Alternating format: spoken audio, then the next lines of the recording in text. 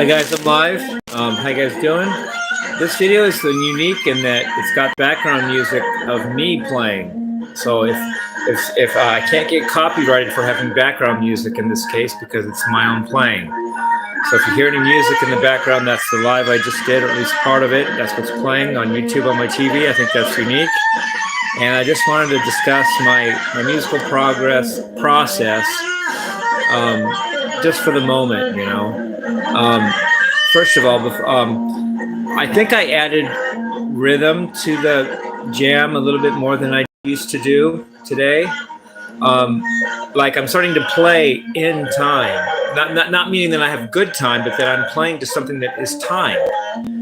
Jeff Berlin, greatest bass player alive, in my book, and I think in Billy Sheehan said Jeff Berlin is his favorite bass player. Love you, Billy. You practice out of time, but you play in time. In other words, when you practice, you're not in time, you're learning. But when you go to play, you play to a beat. And I'm starting to play as much as more than I used to, and practice less than I used to. Now I'm talking on the video. There's me talking twice here. Oh, these two versions of me talking right now. I think it's beginning to sound, at least to me, like it's more musical. Like I'm playing in time rather than just practicing out of time. And then I add, to make it more than just lead, I add little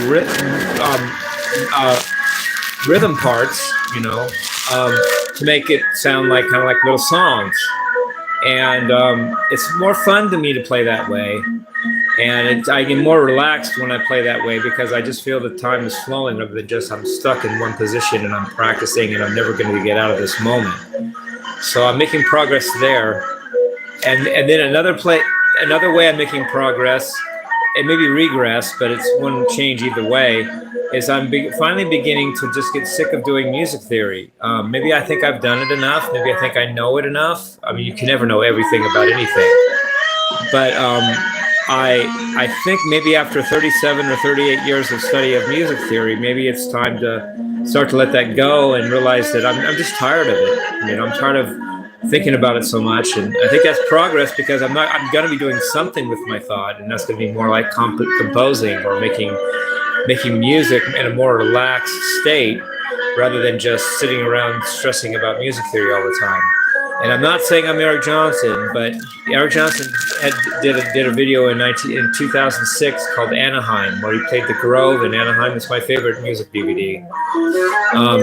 And it has an interview in the special features, and he talks about how he's tired of just trying to be so perfect. And he says, you got to start having fun. You got to get back to the garden. He said, quoted David Crosby, and he quoted Joni Mitchell's Garden, and we gotta get back to the garden, yeah, you know, something like that, where he's trying to re-enjoy music and put fun of doing it in there rather than just I have to do this, because it's just a different vibe.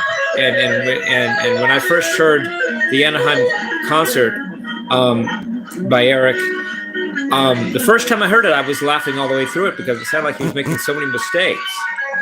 But then I forgot about that and just liked it. I just liked what I was hearing anyway. And then I don't even remember what I was laughing about in the first place now. And now it's my favorite music DVD. So there's lessons there. Thank you, Eric Johnson.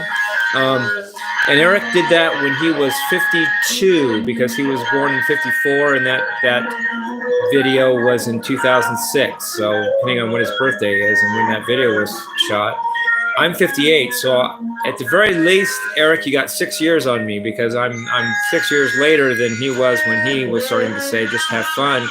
Now I'm 58 as opposed to 52 that he was. And I'm beginning to think that just have fun. I mean, and I'm tired of worrying about, I love reading hate comments now. I mean, I do like to read them because it's interesting to see what people think, but I'm tired of worrying about them. I'm tired of getting down about them. I'm tired of getting upset about them. I just read them as food for thought and just go on. And that's okay. I mean, I'm improving that way. And I just, I don't know. I just, you know, I had a thought there, but I'm not sure what the thought was right now. I I just enjoy the process of making music, and oh, and I know what I was going to say now. Just FYI, sometimes when I'm playing live, doing my lives, I get crank calls, and usually they come when I'm jamming out and doing really good. These crank callers try to call me to distract me or whatever they want to do, because when I answer, it's just, "You suck, shirtless guy. I do mean," they're making fun of me. Well, I didn't. I ignored them today because I wasn't. I know that this is going to be hate calls, and I knew it would throw me off my groove, so I didn't respond. But then I looked back afterwards, because every call shows up on my record on my phone, and guess how many times I was called in my live today by crank callers with private numbers? 18 times. Either 6 different people called me 3 times, or 3 people called me 6 times, or 1 person called me 18 times, or something like that during that live.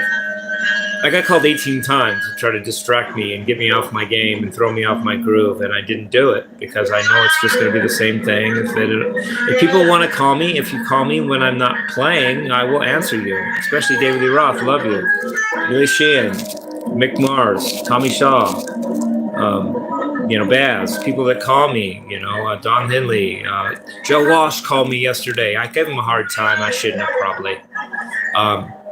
But Joe Walsh gave me a call yesterday, and it was talking to me. He wants to jam with me, and we talked about what songs we'd like to do. I like Rocky Mountain Way and Funk 49, and I didn't mean to offend him, but I asked to a store and I offered some of my friends to talk. Do you want to talk to Joe Walsh? Like, I was only trying to be nice, but he took it like kind of negatively. I didn't mean to be negative. But I was just, you know, Joe Walsh called me, dude. I mean, that is so cool. We might do a jam together. Yeah, I'm just, you know, working hard is only beneficial if eventually you don't have to work hard. Sammy Hagar said it in a Van Hagar, sorry, excuse my term, Van Hagar tune. He said, "Working so hard to make it easy." You know, you work to make it easy, but it has to at some point get easy. You can't just work for no reward. And I'm beginning to realize that I don't want to think that much about music theory like I have for so long. And DJ Alverson, this goes to you. I'm coming back on board with what you say. You know, I listen to what people say. People don't think I listen, maybe, but then I do. And DJ, you said about 5 years ago to me, or 3 years ago to me, just play the note you want. Play the note you want to play. Play the note you want to hear. And that went in my brain, but I wasn't doing it. But now I'm starting to think that I might start doing that. I just want to play the note I want to play. Why not? Why not make it simple? Keep it simple, stupid. Just play the note I feel like playing. And DJ, that's brilliant. You know, and DJ just had a happy birthday. I mean, I just wish you happy birthday. You said thank you, DJ, for getting back to me about that. So anyway, I love you guys. Peace and love and rock and roll.